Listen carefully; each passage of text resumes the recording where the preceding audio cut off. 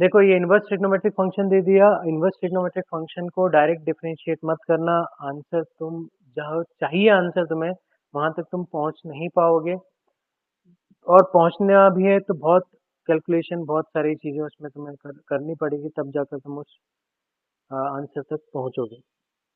तो जब भी इन्वर्स ट्रिग्नोमेट्रिक क्वेश्चन आए तो तुम्हें सब्स्टिट्यूशन लगाना है, सब्स्टिट्यूशन मेथड लगानी है। ये तुमने किया हुआ है इन्वर्स ट्रिग्नोमेट्रिक फंक्शन में। यहाँ साइन इनवर्स है तो अंदर कोशिश करो कि क्या बन जाए, साइन थीटा बन जाए, जिससे साइन इनवर्स साइन हट जाएगा, थीटा बचेगा। तो सब्स्टिट्यूशन कुछ स्टैंडर्ड सब्स्टिट्यूशन है जो तुम्हें पता होनी चाहिए कि जब भी ये दिखे तो ये लगाना है। तो यहाँ अगर हम बात करें 2x अपॉन 1+x² जब भी दिखे तो मैं x की जगह क्या रखना है, tan थीटा।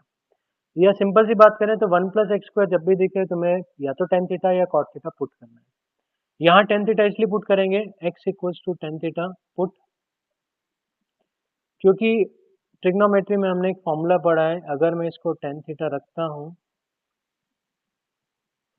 तो ये sin 2 थीटा का फॉर्मूला है, 2 tan theta upon 1+tan square theta. तो साइन इनवर्स ये हो जाएगा sine of 2 theta. Sine inverse sine गया, क्या बचेगा 2 थीटा। हमने x को क्या लिया था, tan थीटा, तो थीटा हो जाएगा हमारा tan inverse x। Therefore y equals to हो जाएगा 2 tan इनवर्स x। मैं इसको ब्रैकेट में लिख देता हूँ। तो y कितना हो जाएगा, 2 tan इनवर्स x। अब इसे डिफरेंशिएट करो, सिंप्लीफाई हो गया।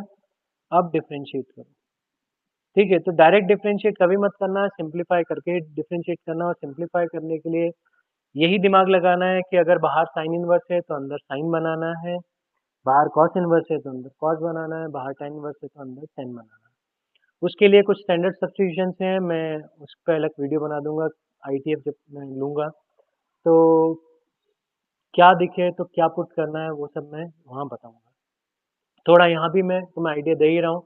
1+x² है तो x की जगह tan थीटा या cot थीटा, यहाँ हम tan थीटा ही रखेंगे जिससे ये फॉर्मूला sin 2 थीटा का बन जाए। tan इनवर्स x का डिफरेंशिएशन 1/1+x², तो हमारे पास dy/dx आया 2/1+x²। अब तुम कभी डायरेक्ट डिफरेंशिएट करके देख लेना, यहाँ तक पहुँचने में तुम्हें कितनी तकलीफ होगी समझ में आ जाएगा।